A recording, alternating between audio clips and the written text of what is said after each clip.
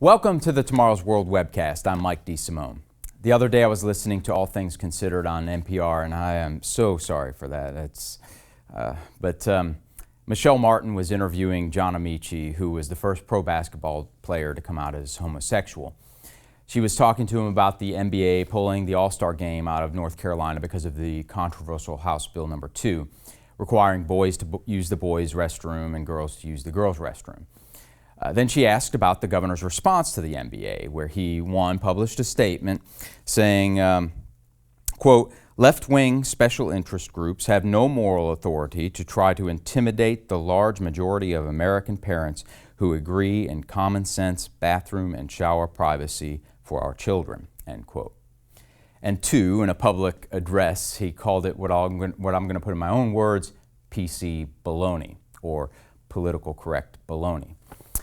So John Amici answers, the response of the legislature of North Carolina is, quote, "deeply puerile. It is juvenile beyond all measure. The beauty of free speech is that you can do and say most things as long as you abound by the law. What is not free is the consequence. That is not political correctness. That is simply the natural order of things." Michelle Martin says, to be fair, their argument is that they're defending the natural order of things in their view, the governor and the Christians and so forth. Then John Amici, without saying it, goes directly to attacking Christianity.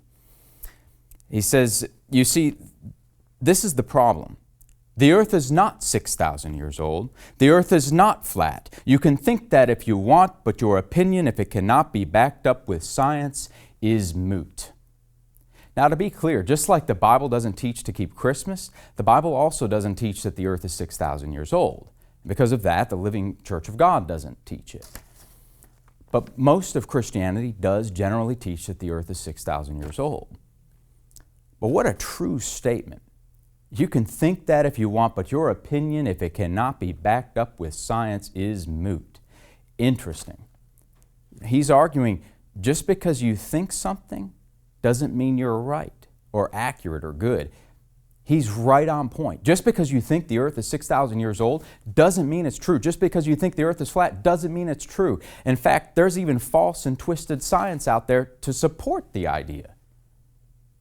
And I'll add, just because you think you're a male or a female and you're not, doesn't mean you are.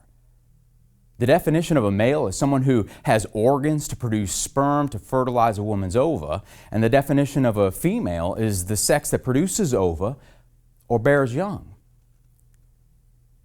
While the definition of gender identity, according to the American Psychological Association, is, quote, refers to one's sense of oneself as a male or female or transgender. In other words, gender identity is not related to the reality of what makes someone a male or female. It's what a person feels or imagines of themselves.